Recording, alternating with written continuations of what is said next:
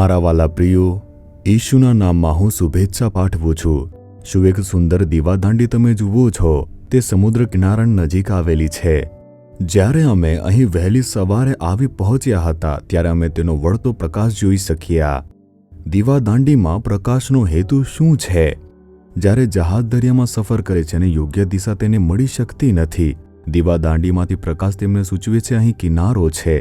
તે ખરેખર તેમને એક માર્ગદર્શન આપે છે। તેવી જ રીતે આ દુનિયાના સમુદ્રની અંદર જ્યારે આપણે દુઃખ, વેદના, ચિંતાઓ, આશુઓ, પીડાઓ અને નિરાશાઓના કારણે શું કરવું છે તે જાણતા નથી હોઈએ છીએ, ત્યારે પરમેશ્વરનું વચન તે આપણા માટે દીવાદાંડી બની જાય છે। તે આપણને પ્રકાશ બતાવે છે। ડરશો નહીં, આ જ માર્ગ છે, આવી રીતે તે કહે છે। પરમેશ્વરનું વચન એક દીવાદાંડી છે જે આપણને રસ્તો બતાવે છે જ્યારે આપણે રસ્તો જાણતા ન હોવા છતાં સંઘર્ષ કરીએ છીએ। પરમેશ્વર આ વચન દ્વારા આપણી સાથે વાત કરે છે। તેથી જ તમારે દરરોજ આ વચન વાંચવું, ધ્યાન કરવું અને પ્રાર્થના કરવી જોઈએ। આજે પ્રભુએ તમારા માટે શું વચન રાખ્યો છે એવી રીતે આશ્ચર્ય પામો છો। યશાયા 40મો અધ્યાય તેની 29મી કલમ જુઓ। નબળાને તે બળ આપે છે અને કમજોરને તે પુષ્કળ જોર આપે છે। તે નબળાઓને બળ આપનાર એક પરમેશ્વર છે। શું નબળા થઈ ગયા છો? તમે અંદરથી નિરાશ થઈ ગયા છો? તમે અંદરથી હતાશ થઈ ગયા છો પણ તેને બહાર દેખાડી શકતા નથી? હવે આગળ શું કરવું તે વિચારીને નિરાશ થઈ ગયા છો? આવું કેમ થઈ રહ્યું છે?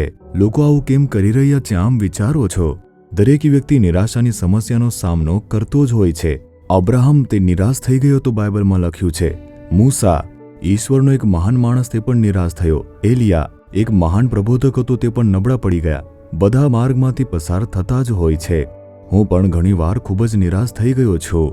એવી ઘણી વાર આવી ગઈ છે જ્યારે મેં કહેવાની હદ સુધી જઈને કહ્યું હતું કે પૂરતું થઈ ગયું પ્રભુ, તમારી સેવા કરવાનું પૂરતું છે, હું હવે ખૂબ જ નિરાશ થઈ ગયો છું।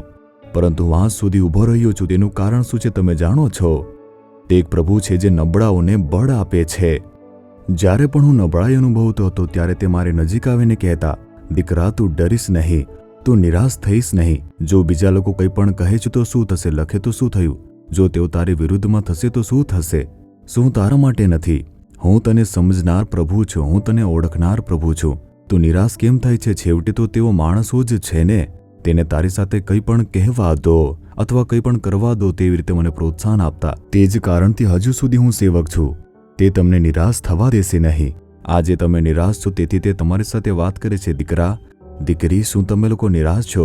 હું તમને બળ આપીશ, હું તમને પ્રોત્સાહિત કરીશ, હું તમારી સાથે છું। કેવળ મારો હાથ પકડો, મારો હાથ પકડો અને મારી સાથે ચાલો।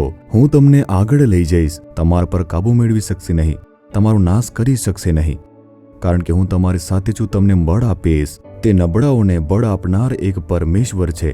આજે તે તમને બળવાન બનાવી રહ્યા છે। જે વસ્તુ પણ તમને નબળું બનાવે છે તેમાં એક ચમત્કાર થશે। આજે જે વસ્તુ તમને નિરાશ કરી રહી છે તેમાં એક અદ્ભુત ચમત્કાર થવાનો છે। હે પિતા, કૃપા કરીને જુઓ કે તમારો પુત્ર, તમારી પુત્રી, તમારા બાળકો કેવી રીતે નિરાશ થાય છે। તેમને બળ આપો, પ્રોત્સાહન કરો। જે વસ્તુ તેમને નિરાશ કરી રહી છે તેમાં એક અદ્ભુત ચમત્કાર થવા દો, પરિવર્તન થવા દો। આજે તેમને આનંદિત કરો। ઈસુ ખ્રિસ્તના નામમાં હું પ્રાર્થના કરું છું। Amen, amen. Jesus redeems Gujarati YouTube ચેનલને સબસ્ક્રાઇબ કરો। દરેક નવા કાર્યક્રમની માહિતી મેળવવા માટે બેલ આઇકન પર ક્લિક કરો।